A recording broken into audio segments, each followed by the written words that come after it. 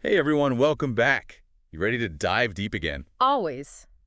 What are we getting into this time? Well, today we're heading way back, like thousands of years back, Oh, wow. to ancient Israel, actually. Oh. We're looking at this crazy story, a power struggle, really, from 2 Samuel chapter 15. Okay, I think I might remember this one. Isn't that the one with King David and... Yeah, you got it. It's about Absalom's rebellion against his father, King David. Right, right. Absalom. Wasn't he like a pretty popular guy? Yeah, he was super charismatic, hmm but also pretty ambitious, maybe a little too much. Hmm.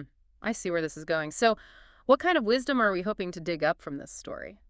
I think there's a lot to unpack about leadership, loyalty, faith, even how to deal with, like, seriously messed up relationships, stuff that's still super relevant to us today. I know, absolutely. Those themes are timeless. Okay, I'm ready to dive in. Perfect. So picture this. Ancient Israel, King David is at the height of his power, right? He's got this son, Absalom. Like I said, the guy's charismatic, he's good-looking, people are drawn to him. But he's got this burning ambition, Right. starts to see his dad, the king, as an obstacle in his path. Classic power struggle. Exactly. Mm. So Absalom, he starts playing this long game, right? He's super strategic. Oh, I bet. How so? Well, he starts subtly sowing seeds of discontent among the Israelites, starts whispering in people's ears, things would be so much better if I were in charge. That kind of thing. I've definitely met a few Absaloms in my time. Right? He positions himself as this champion of the people, all about justice and fairness, easily accessible, while he's chipping away at his father's authority, bit by bit. So sneaky, but smart. He was playing on those deep human desires for easy answers and someone to blame, right? Exactly. And people eat it up. He knows how to manipulate public perception. I mean, it happens all the time, right? Even today. People fall for appearances and promises. All the time. And eventually, Absalom's plan works. He Mm. pulls off a coup, forces King David to flee Jerusalem to avoid a full-blown civil war. Wow, so what happens next? Here's the thing about David that really gets me. He chooses exile over bloodshed. Can you imagine? That's incredible. It would have been so easy to fight back to rally his supporters. Right. But he puts the well-being of his people above everything else. He's even willing to walk away from the power he built to avoid more suffering.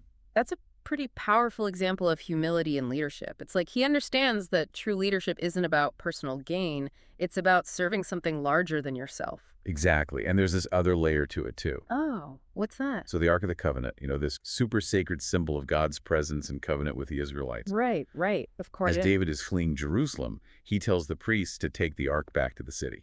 Interesting. So he's not using it as a weapon or a rallying point. Nope. Instead, it's like he's acknowledging that even in this moment of crisis, he trusts in a power greater than his own. There's so much faith in that act. He's not resorting to manipulation or desperate measures. It's like he's saying, okay, this is bigger than me. I'm going to put my trust in something else. I feel like that's a pretty rare quality, even among, religious leaders today, to really trust like that. Totally agree. But here's another thing, right? David's not just passively accepting defeat. He's still strategizing. Really? How so? He leaves behind a trusted advisor, a guy named Hushai.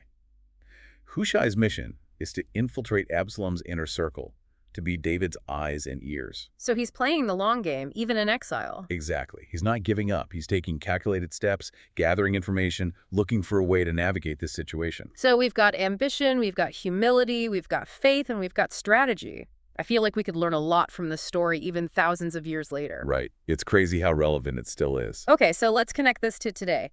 How do these ancient lessons apply to our modern world? Well, let's start with Absalom. Think about all the leaders we see today in politics, business, even online. Charisma is powerful, but it can be so easily mistaken for substance. It's true. How many times have we seen charming leaders turn out to be, well, not so great? Right. And it's not just about recognizing these manipulative tactics in others. It's about looking inward, too. Oh, for sure. That's the harder part. Are we acting with integrity, even when it's tough? Or are we tempted to cut corners, to manipulate situations to get what we want? Tough questions, but important ones. What about David's humility? It seems like that's in short supply these days. Yeah, it's a real challenge, especially in a culture that's obsessed with self-promotion and, being the best. So how do we cultivate that kind of humility? What would that even look like? Well, I think it starts with a shift in perspective. Instead of asking what's best for me, Mm. We need to start asking what's best for everyone. The team, the community, even society as a whole. It's about putting those needs ahead of our ego, right? Choosing service over self-preservation. That's where true leadership shines.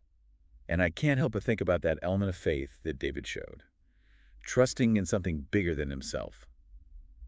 That can be hard to hold on to in our data-driven, outcome-obsessed world. It can, but I think it's even more important in times of chaos and uncertainty. Right. To find something that grounds us, something to hold on to. Whether it's faith in a higher power or just a deep trust in your own principles, it can really be an anchor. And like David had his trusted advisor, Hushai, it's crucial for us to build our own networks of support. Absolutely. A group of people who'll give you honest feedback, offer wise counsel, and, just be there for you when things get rough. Because it's so easy to get isolated, especially when you're in a position of leadership. You need those people to help you stay grounded. And finally, we can't forget that message about addressing conflict head on, right? Like Absalom's rebellion, that was fueled by a really strained relationship with his father. Yeah, that's such a powerful reminder that unresolved conflicts have a way of coming back to bite us. We might want to avoid those tough conversations, but ignoring them just makes things worse in the long run. So much wisdom packed into this one story. I'm kind of amazed by how much it still resonates after all these years. It really is remarkable, isn't it? These truths about leadership, faith, relationships, they're just as relevant today as they were back then. So as we go about our day, let's think about this, right? How can we bring a little bit of King David's wisdom into our own lives? That's a great question to ponder.